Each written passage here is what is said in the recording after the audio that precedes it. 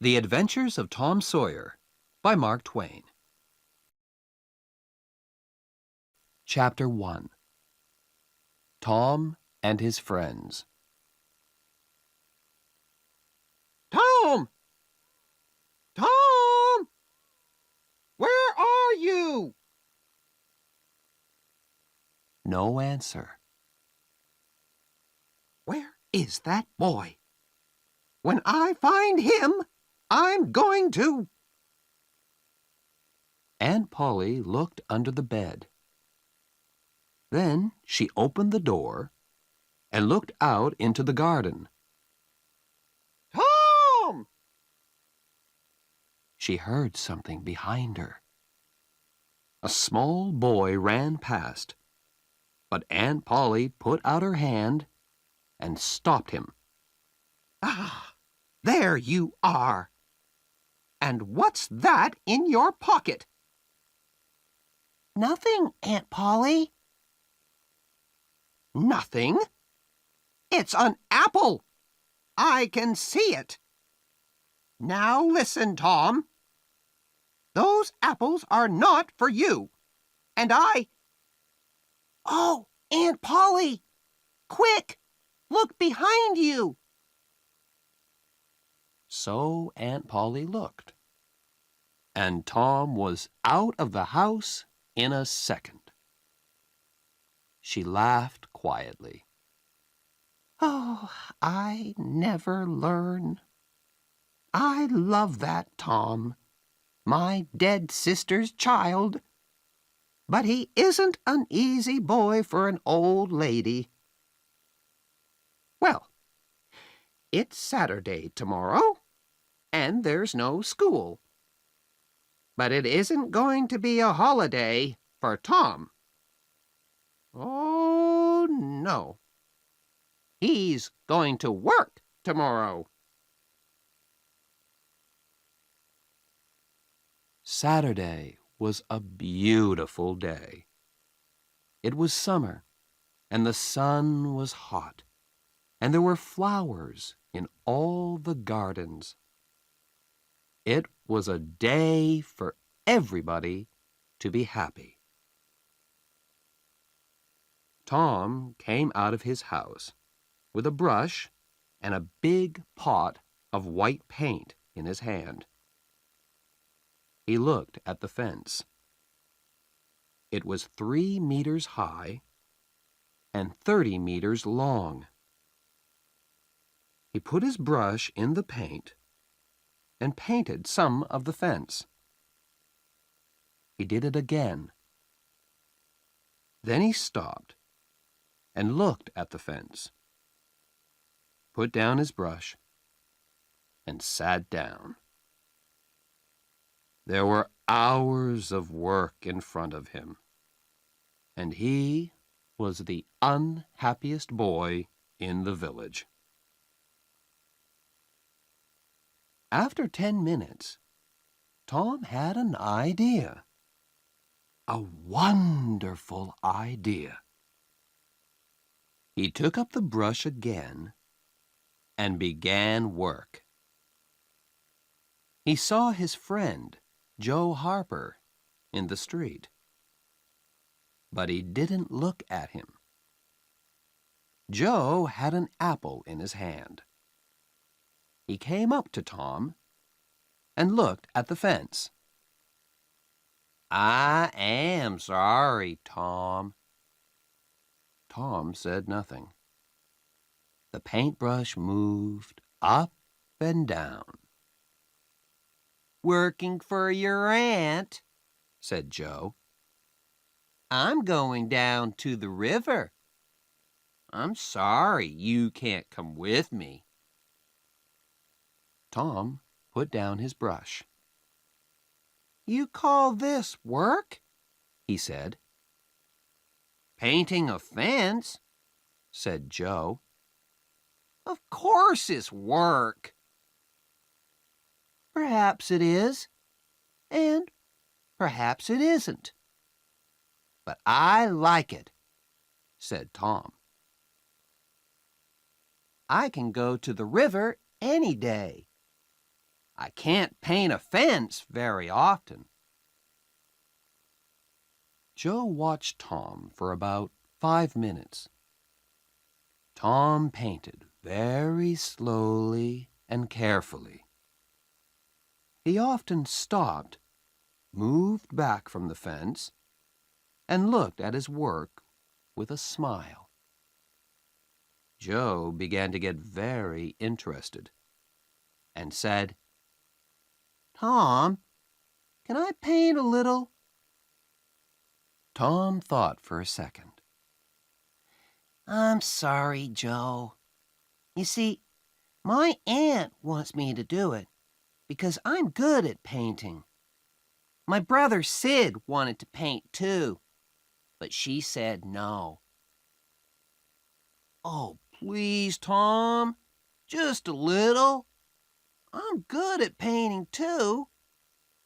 Hey, do you want some of my apple? No, Joe, I can't. Okay, you can have all my apple. Tom gave Joe the brush. He did not smile, but for the first time that day, he was a very happy boy. He sat down and ate Joe's apple. More friends came to laugh at Tom, but soon they all wanted to paint too. By the afternoon, Tom had 3 balls, an old knife, a cat with one eye, an old blue bottle, and a lot of other exciting things. He was the richest boy in St. Petersburg. And the fence, all 30 meters of it, was a beautiful white. He went back to the house. Aunt Polly, can I go and play now? Aunt Polly came out of the house to look. When she saw the beautiful white fence, she was very pleased. She took Tom into the house and gave him an apple. Well, you can go and play, but don't come home late. Tom quickly took a second apple and ran off. On Monday morning, Tom didn't want to go to school, but Aunt Polly got him out of bed and then out of the house. In the street near the school, he met his friend Huckleberry Finn. Huck had no mother, and his father drank whiskey all the time. So Huck lived in the streets. He didn't go to school. He was always dirty, and he never had a new shirt. But he was happy. The mothers of St. Petersburg didn't like Huck, but Tom and his friends did. Hello, Huck, said Tom. What have you got there? A dead cat, What are you gonna do with it? asked Tom. I'm gonna take it to the graveyard tonight, Huck said. at midnight. A dead cat can call ghosts out of their graves. I never heard that, said Tom. Is it true? Well, I don't know, said Huck. Old Mrs. Hopkins told me. Come with me and see. Or are you afraid of ghosts? Of course not, said Tom. come and meow for me at my window at 11 o'clock. After this, Tom was late for school, and the teacher looked at him angrily. "Thomas Sawyer, why are you late again?" he said. Tom began to speak, and then stopped. There was a new girl in the schoolroom. A beautiful girl with blue eyes and long yellow hair. Tom looked and looked. Oh, how beautiful she was. And in 2 seconds, Tom was in love. He must sit next to her. But how? In the girls' half of the room, there was only one empty chair, and it was next to the new girl. Tom thought quickly, and then looked at the teacher. I stopped to talk with Huckleberry Finn, he said. The teacher was very, very angry. Boys were often late for school. That was bad. But talking with Huckleberry Finn was worse. Much worse.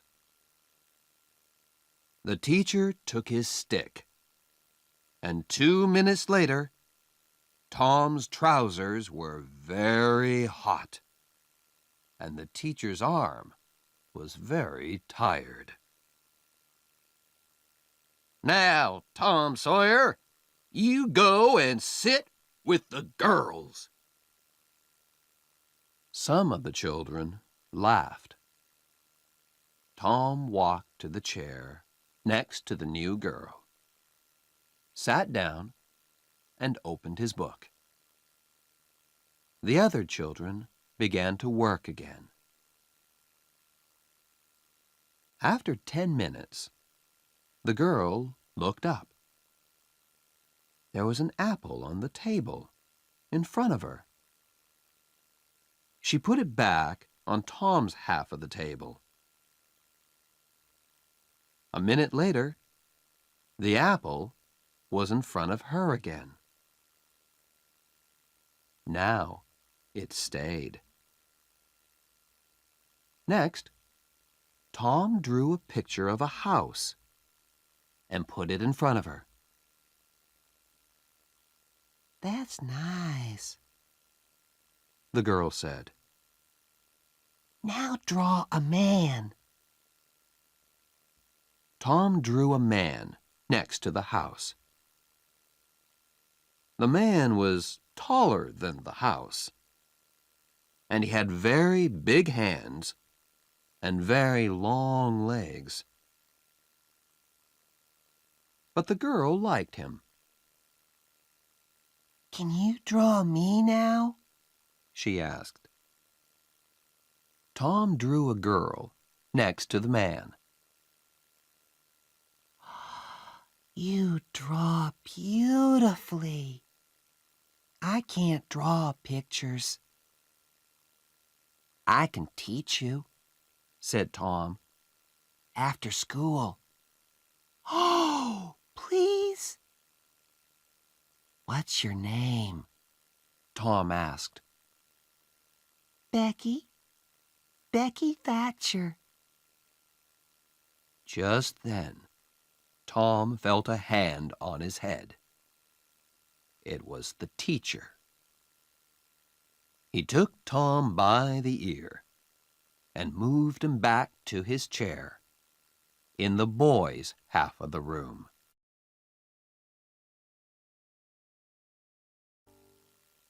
Chapter 2. In the Graveyard.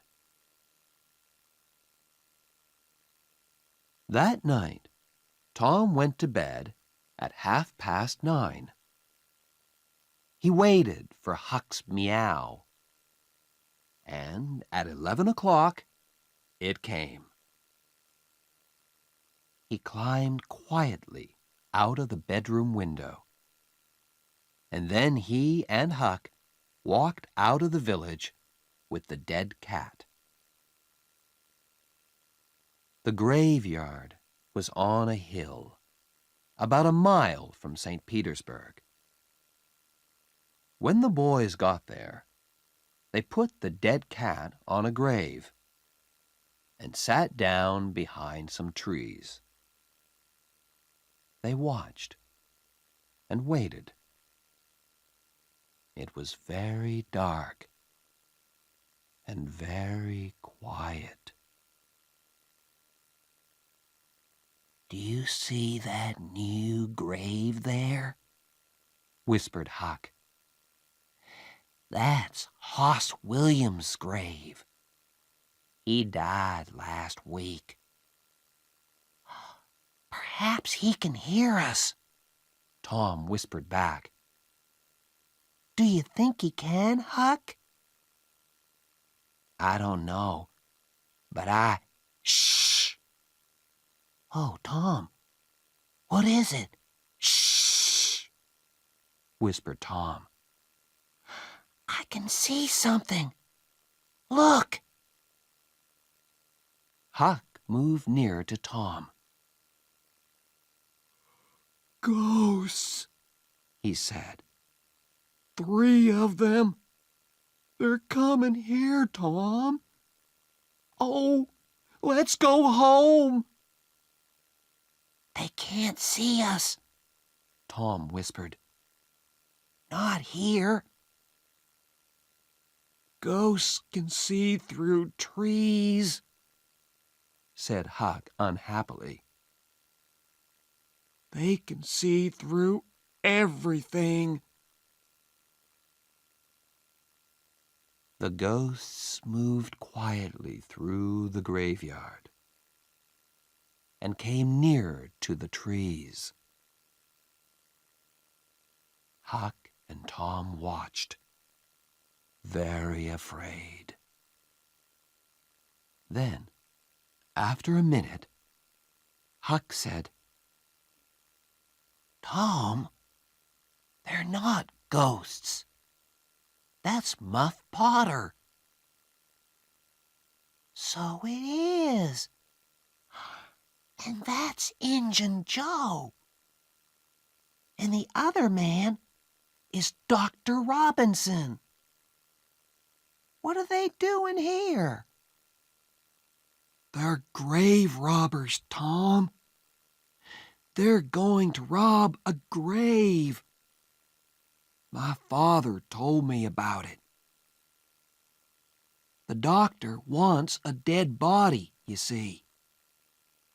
He cuts it up because he wants to learn about—" "Shh," said Tom. "They're getting near." The 3 men stopped at Hoss Williams' grave, and Injun Joe and Muff Potter began to dig. 10 minutes later, the grave was open. "Now, Doctor," said Muff Potter, "you want us to take the body to your house? That's $5 more." "No," said the doctor. "I gave you the money this morning. I'm not giving you any more."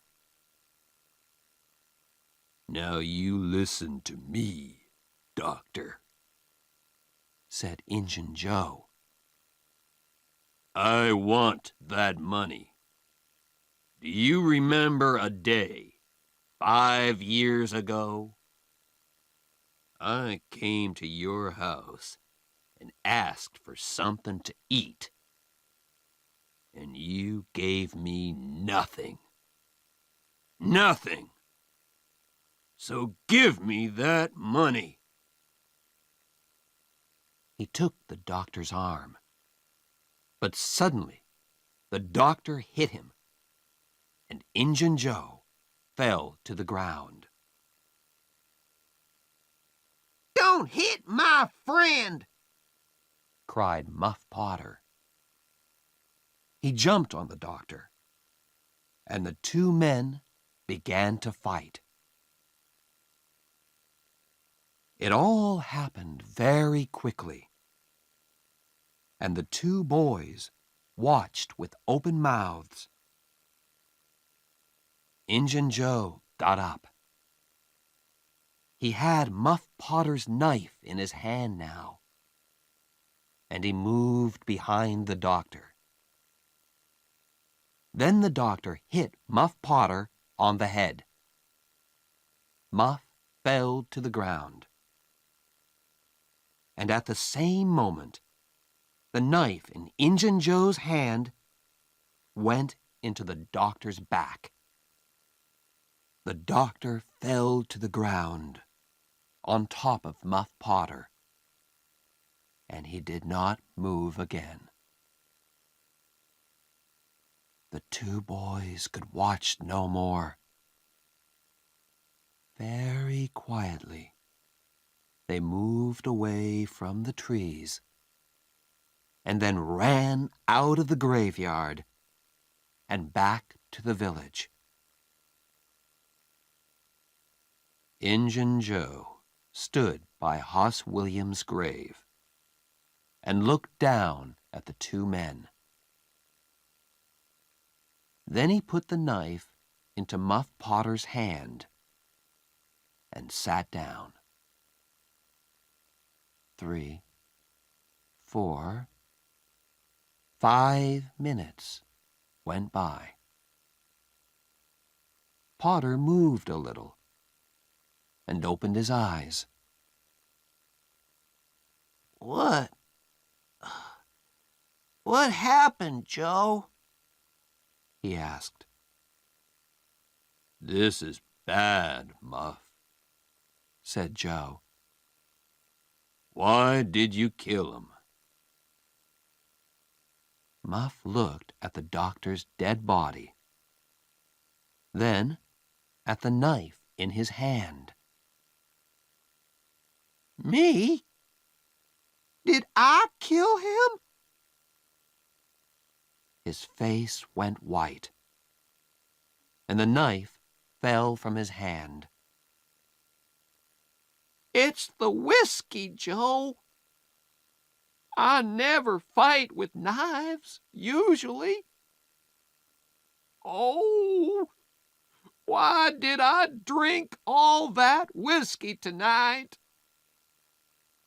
I don't remember anything.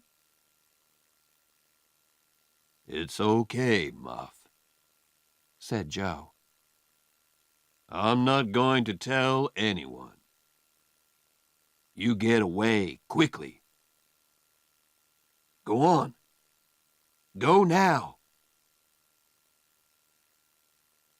Muff Potter got up and ran away. Joe watched him for a minute. Then he carefully put the knife next to the doctor's body. Then he, too, left the graveyard.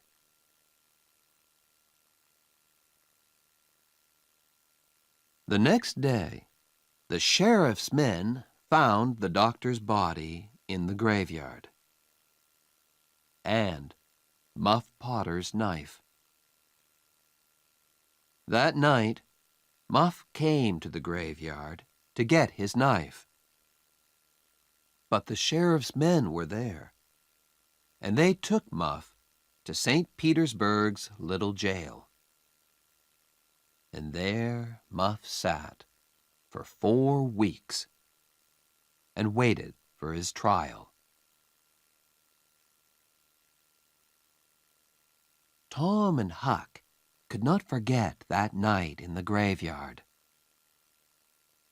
They were very unhappy and very afraid. What are we gonna do? said Tom. Muff Potter didn't kill the doctor. Injun Joe did. We saw him. I know, Huck said. but what can we do? We can't tell anyone. I'm afraid of Injun Joe. He's dangerous. And he's a killer. Do you want a knife in your back? Yes, I'm afraid of him too, Tom said. He thought for a minute. I'm sorry for Muff Potter. But you're right, Huck. We can't tell anyone about Injun Joe.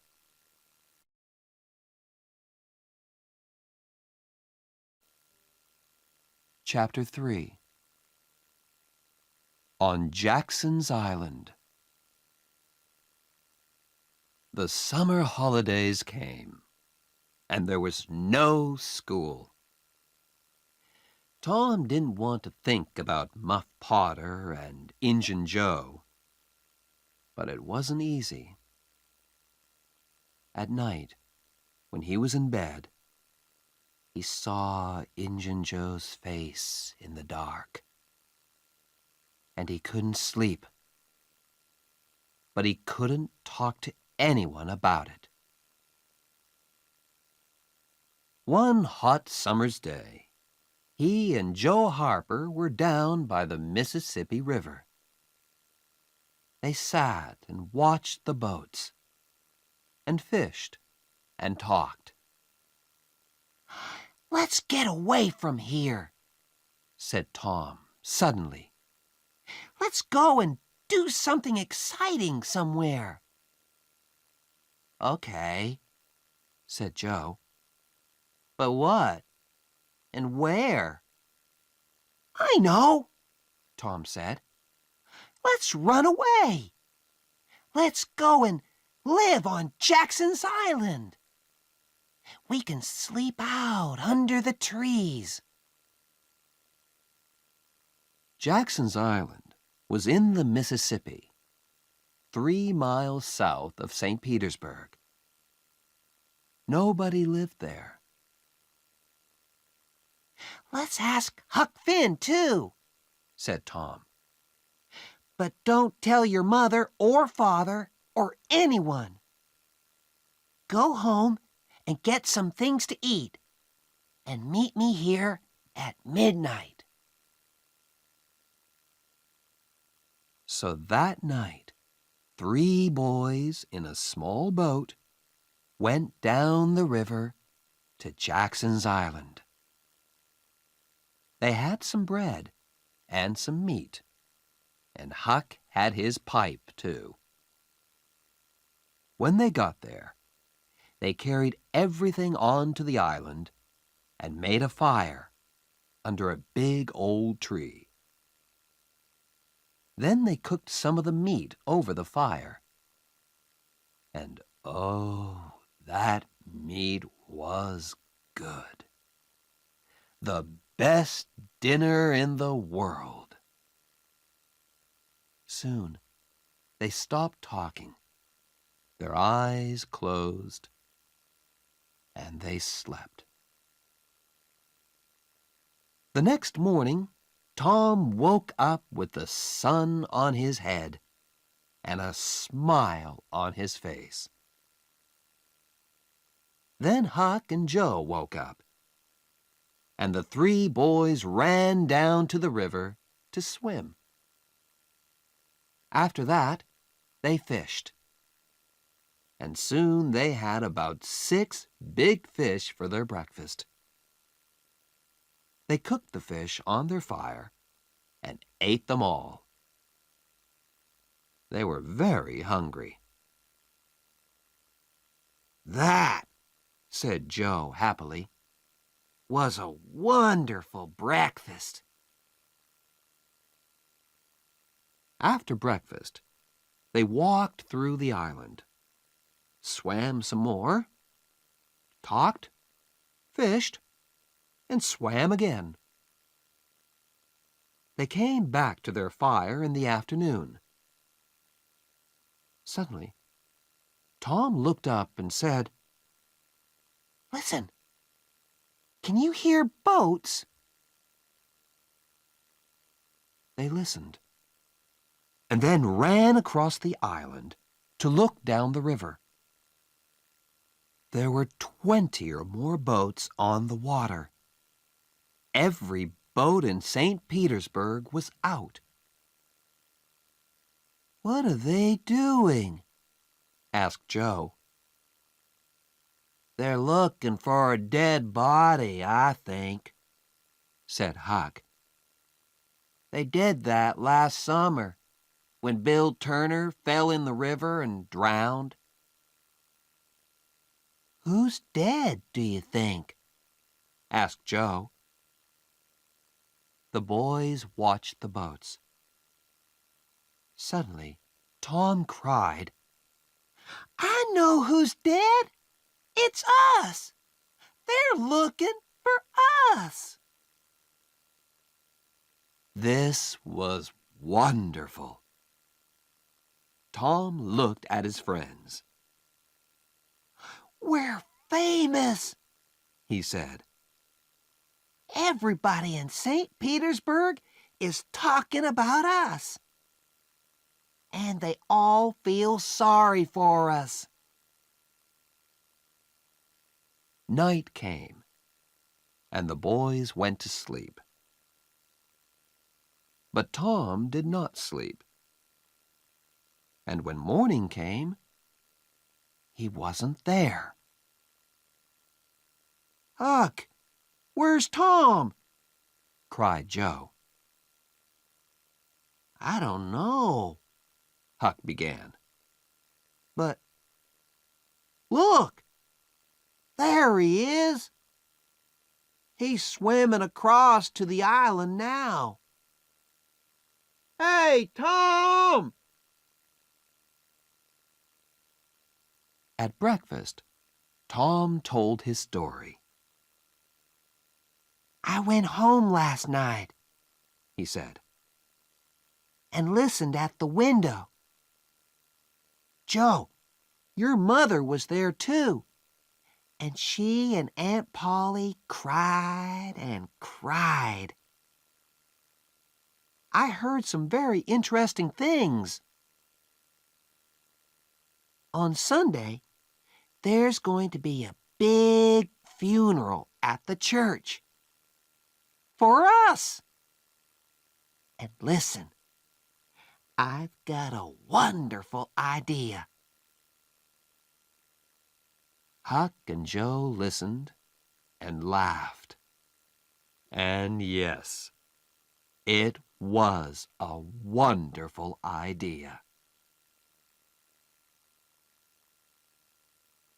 That night, the boys cooked some more fish, and after dinner, Huck got out his pipe and began to smoke. "Can we smoke too?" asked Tom. "I want to learn." So Huck made pipes for Tom and Joe, and the three boys sat and smoked.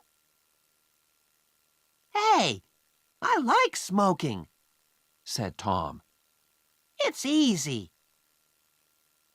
"It's nothing," said Joe.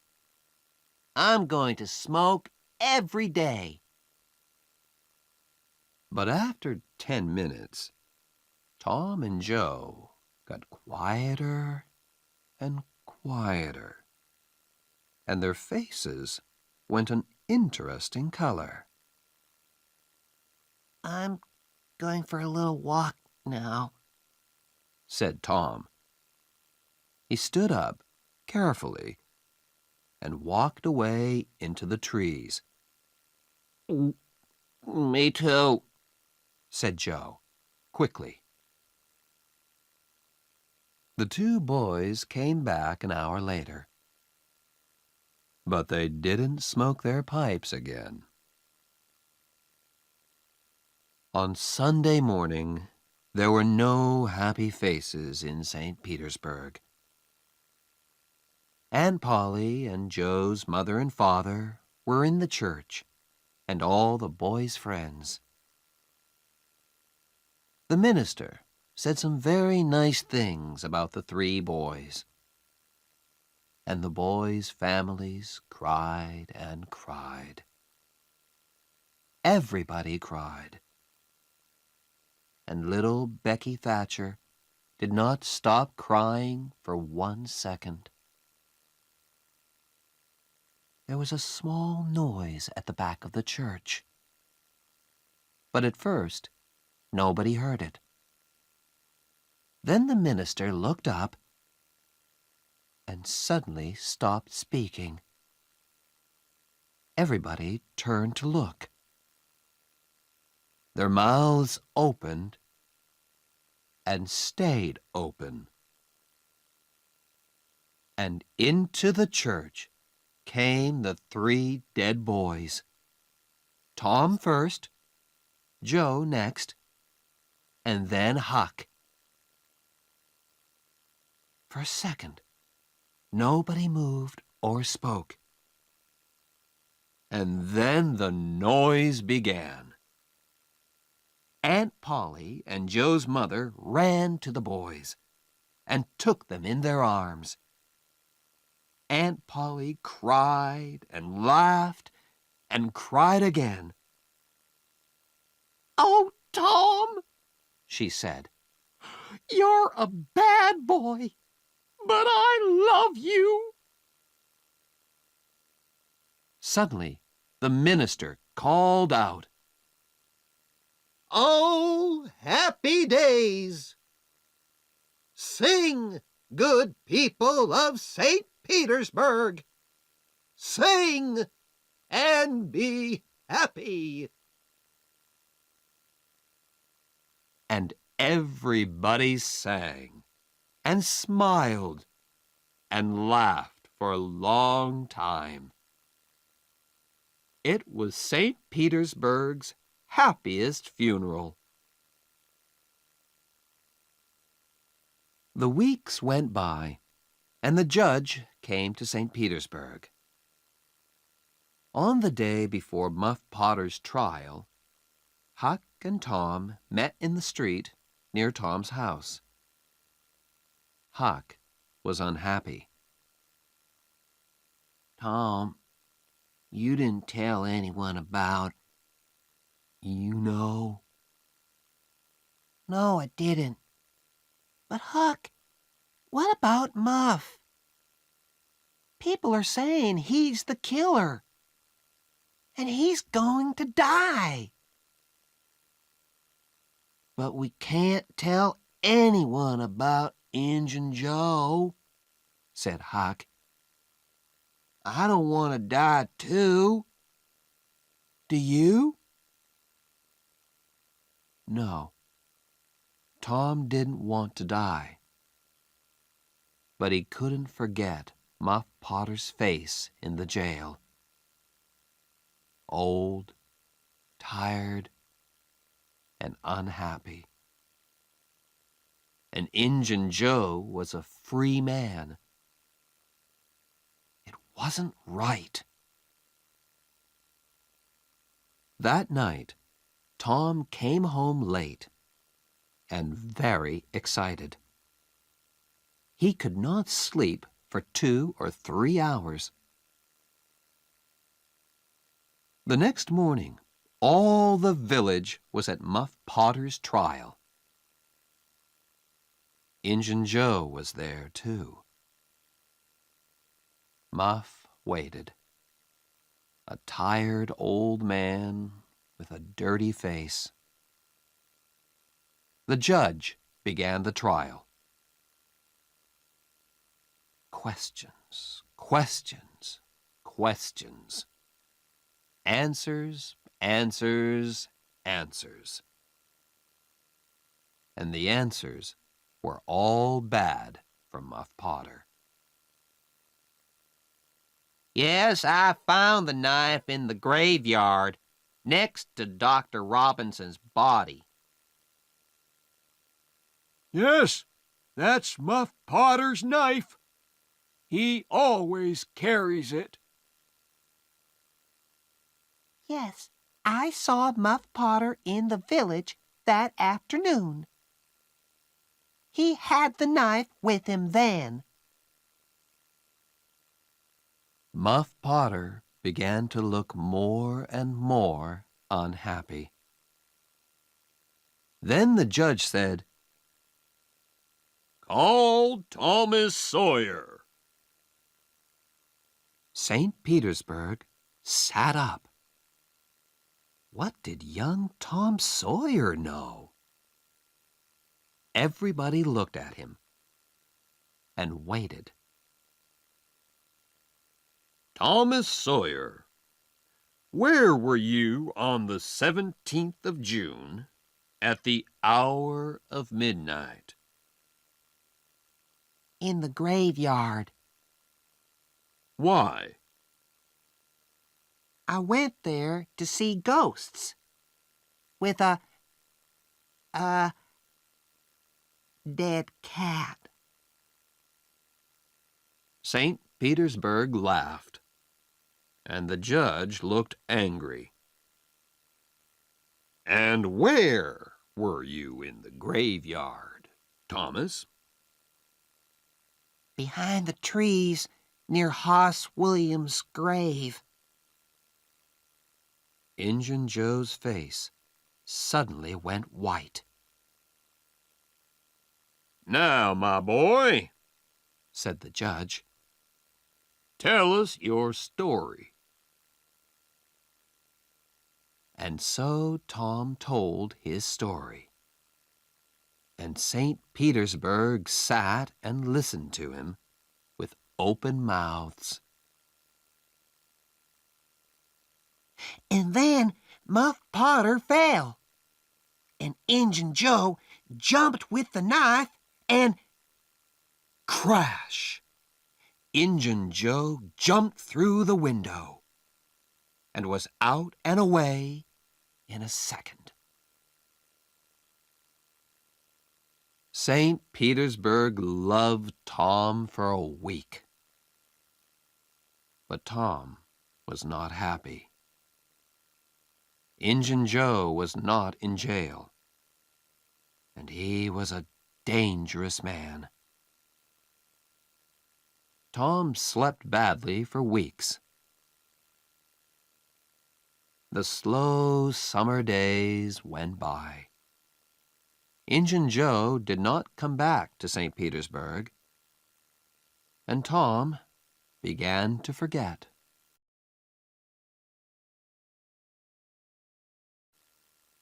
Chapter 4. Treasure. There is a time in every boy's life when he wants to go and dig for treasure. And that time came for Tom. So, one hot summer's day, he went to find Huck. Huck liked the idea of treasure. "Where are we going to dig?" he asked. an old dead tree is best. Who puts the treasure under old trees? Robbers. Said Tom. And then they go away. Or they forget to come back for the treasure. There's a dead tree on Cardiff Hill, said Huck. Let's go there. I've got an old pick and shovel. It was 3 miles to the old tree, and the boys arrived tired and hot. They dug for an hour or two, but they didn't find any treasure. Then they stopped, and Tom looked down at an old house at the foot of the hill. Hey, look, He said. Nobody lives in that old house. Let's go there. Old houses are always good for treasure. Good for ghosts, too, said Huck. They took the pick and shovel with them, went down the hill, and into the old house. They looked in all the rooms downstairs, and then went upstairs. But there was no treasure and no ghosts. Then they heard a noise. "Shh!" said Tom suddenly. "What's that?" "Ghosts!" whispered Huck. There were holes in the floor, and through them the boys could see into the rooms downstairs.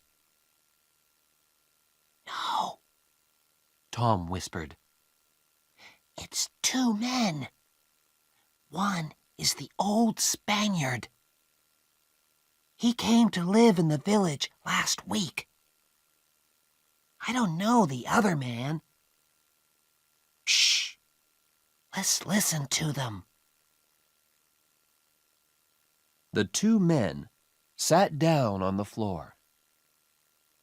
The Spaniard had a green hat and long white hair. The other man was small and dark. He took out a bag and began to open it. "It's hot in here," the Spaniard said. He took off his green hat, and then he took off his long white hair. "Tom!" Huck whispered upstairs. "That's Injun Joe." "We took $650 when we robbed that house," said the second man. He took some money out of the bag. "We can take $50 with us now. What are we going to do with the 600? "Leave it here," said Injun Joe. "We can come back and get it next week. Here, give me the bag." He walked across the room to the fireplace, moved two big stones from the floor, and began to dig with his knife. Upstairs, the two boys watched excitedly. Treasure! $600 of wonderful treasure! Injun Joe stopped digging. "Hello, what's this?" he said. "There's something here. It's an old box." The two men got the box out and opened it. "It's money," said Injun Joe's friend. Injun Joe put his hand into the box. "There are thousands of dollars here," he said, and the two men looked at the money with happy smiles. "But who—" began Injun Joe's friend. "Don't ask," Injun Joe said. "It's our money now." "We can't take it with us today," said his friend. "What can we do with it? Put it back under the floor?" "Yes," said Injun Joe. happy faces upstairs. No. Very unhappy faces upstairs. Let's put it under the cross. Nobody goes there. We can take it there tonight. When night came, the two men carried all the money away. The boys did not go after them because they were afraid of Injun Joe. But they wanted very much to find that cross.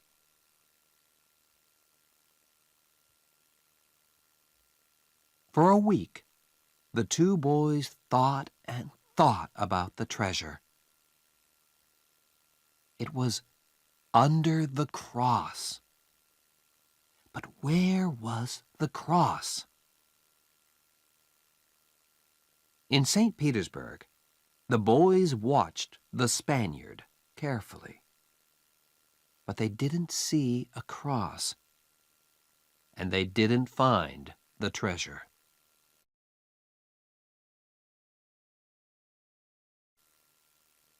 Chapter 5. In the Cave. The next Saturday was Becky Thatcher's birthday, and all Becky's friends were very excited. It's going to be a wonderful day, Becky told Tom.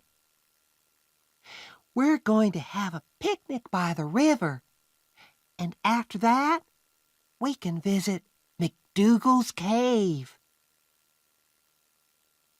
So in the morning, a big boat took Becky, Tom, and all their friends down the river. There were some older children on the boat, too. But all the mothers and fathers stayed at home.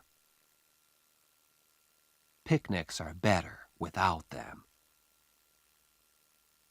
And it was a very happy, noisy picnic. After the picnic, the children took out their candles and ran up the hill to the cave. The mouth of the cave was dark, and some of the children were afraid at first. But caves are exciting. So in the end, everybody went in. McDougal's cave was very, very big, with hundreds of tunnels and rooms. The tunnels went up, down, and into the hill for miles. You could walk for days in McDougal's cave. Nobody knew all the cave, but many people knew the tunnels near the door. You could play all day in these tunnels. Tom, of course, knew them well. For hours, the children walked and ran through the cave, up and down the tunnels, in and out of the rooms. In the evening, they came out and walked down the hill to the boat, tired but happy. When the boat arrived back in St. Petersburg, it was dark. Huck Finn saw the boat, but he did not know about the picnic. He did not go to birthday picnics, of course, because the mothers of St. Petersburg did not like him. But tonight, Huck was only interested in treasure. Injun Joe's treasure. Injun Joe was in an old building by the river, and Huck waited in the street near the building. Perhaps, he thought, Injun Joe's cross isn't there, and the box of money. I must wait and watch. I can tell Tom about it tomorrow. But Injun Joe didn't come out. At midnight, it began to rain, and Huck waited all night in the cold street. In the morning, he could not move, and he could not speak.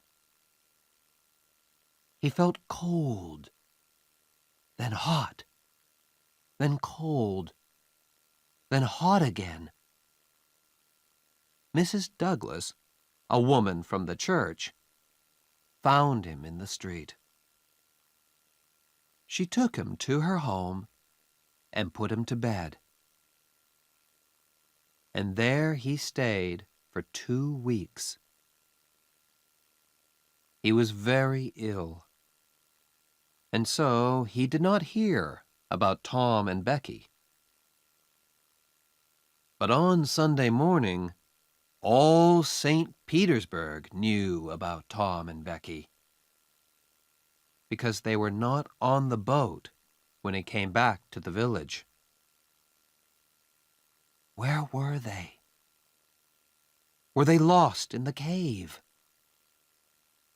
And were they alive or dead?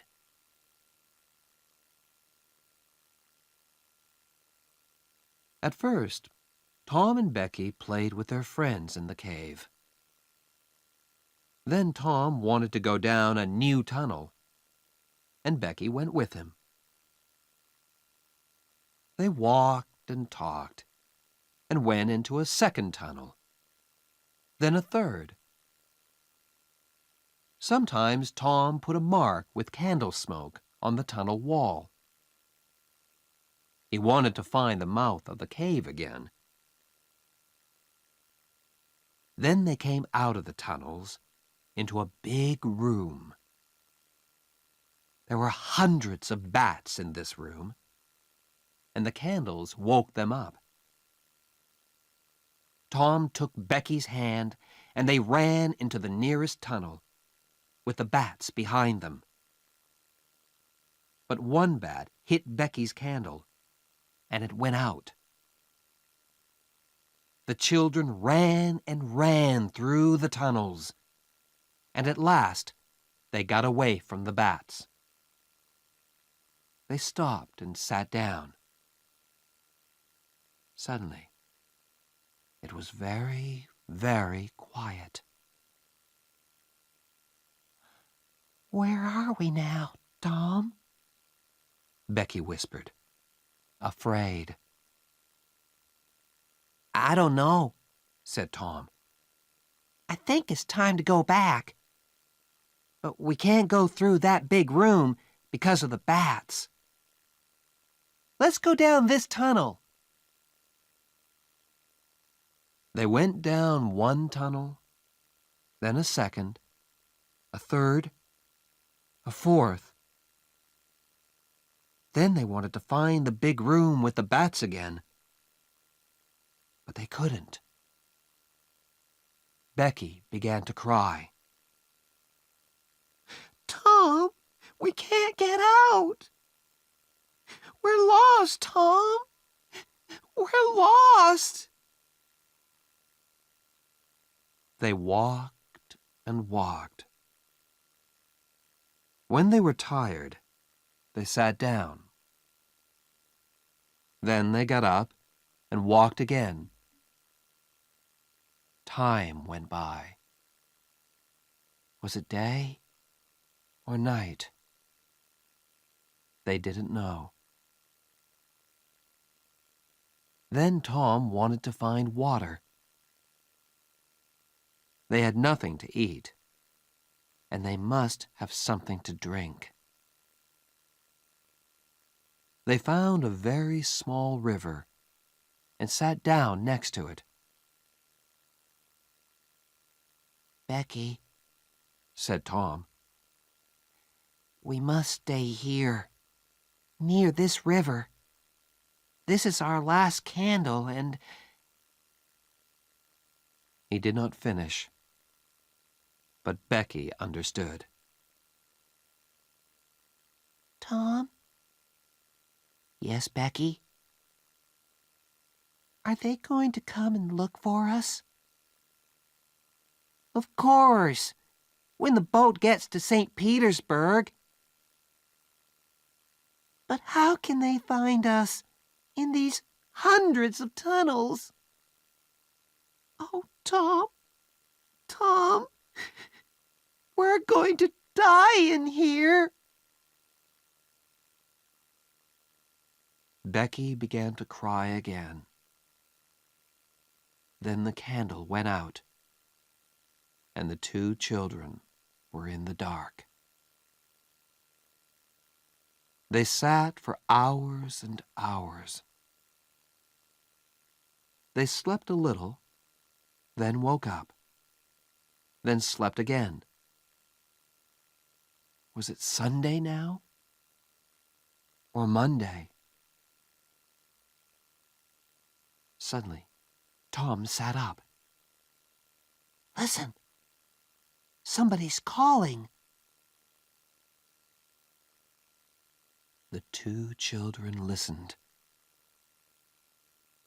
They heard it again, a little nearer. They called back.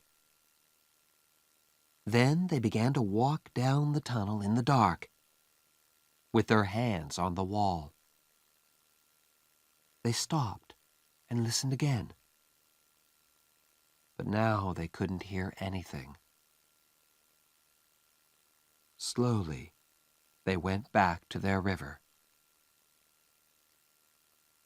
They slept again and woke up very, very hungry.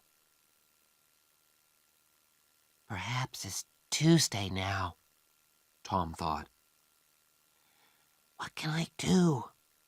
I must do something. Then he had an idea. Becky, listen. I've got a long string in my pocket. I can go down some of the small tunnels and get back to you with the string. You wait here.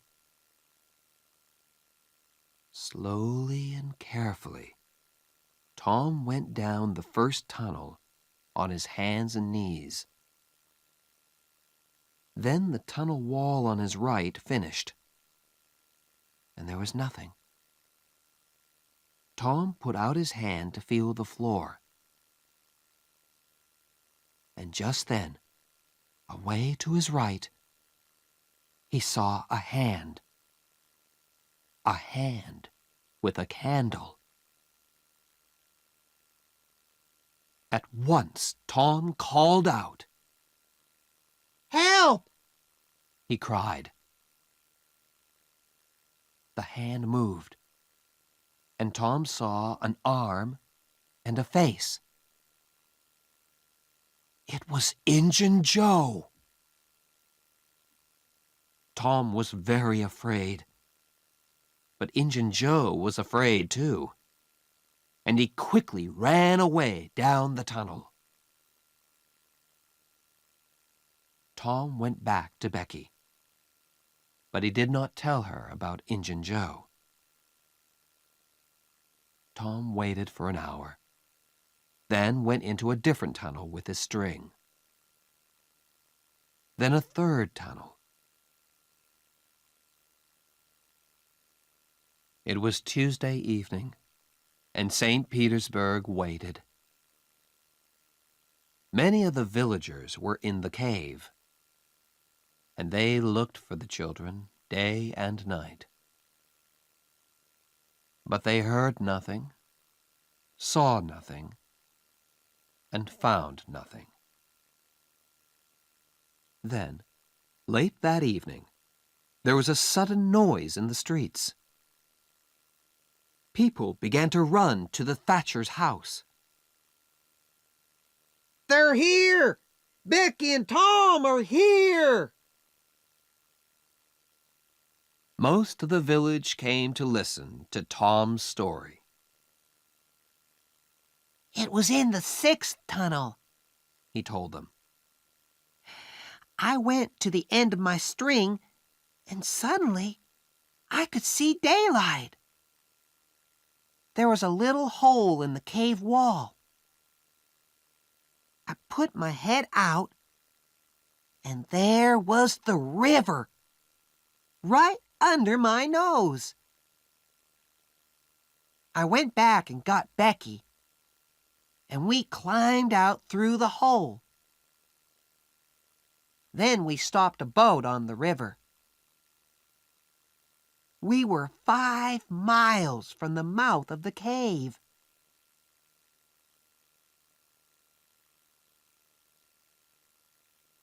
Tom was very tired after his 3 days in the cave, and he went to bed and stayed there for 2 days. He heard about Huck and went to see him on Sunday, and then every day. But Mrs. Douglas was always in the room. You can just say hello, She told Tom. and then you must go. Huck is very ill, and he needs to sleep. So Tom could not talk about anything exciting, and he could not tell Huck about Injun Joe. One day, about 2 weeks after the picnic, Tom was in Becky's house, and her father came in. Well, Tom, Mr. Thatcher said, would you like to go back to the cave again one day? I'm not afraid of that cave, said Tom. Mr. Thatcher laughed. There are a lot of people like you, Tom. But nobody's going into that cave again. There are big doors across the cave mouth now, and nobody can open them. Tom's face went white. But Mr. Thatcher, Injun Joe's in that cave. An hour later, 50 men were at the cave, and they opened the doors. Injun Joe was on the ground, dead, his face to the door and his knife in his hand.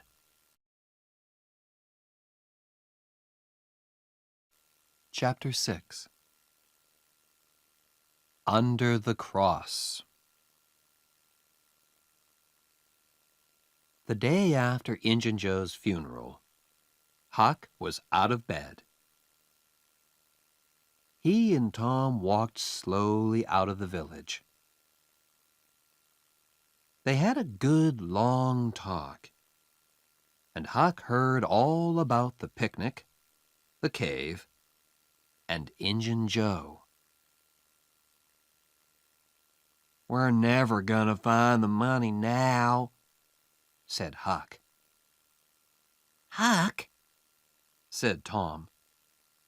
the money isn't in St. Petersburg.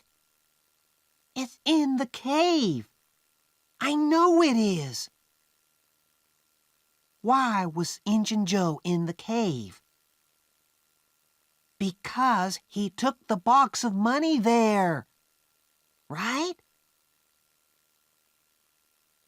Huck looked excited. Say that again, Tom.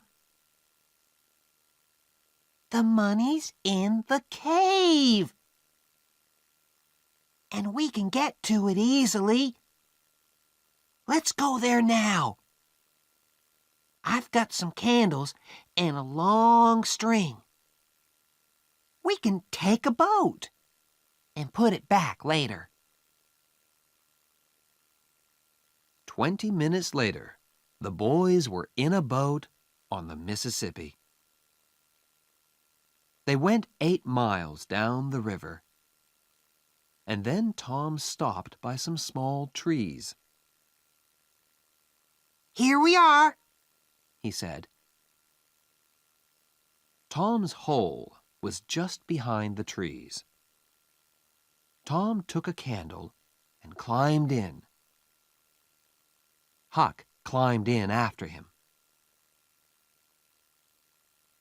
Injun Joe never found this hole, said Tom. Or he did find it and couldn't get through it. It's very small. The boys went carefully through the tunnels with their string. Then Tom stopped. I saw Injun Joe about here, he said.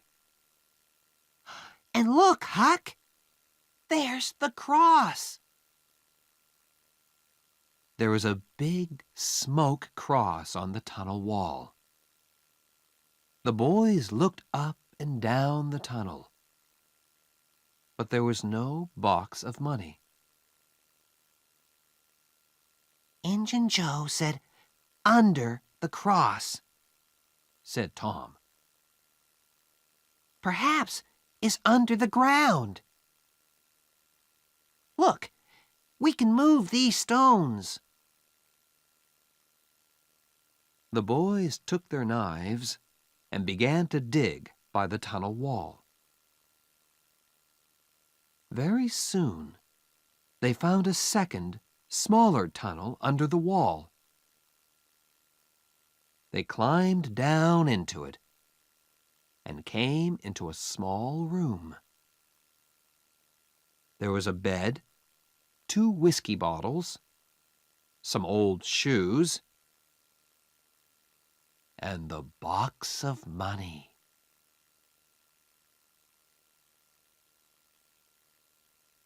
When somebody finds treasure, everybody hears about it very quickly. The 2 boys carried the box through the village. And when they got to Aunt Polly's house, half the village was with them. Everybody went into the house. Oh, Tom, Tom, cried Aunt Polly. what is it now? And what have you got there? Tom put the box on the table and opened it. There were $12,000 in that box.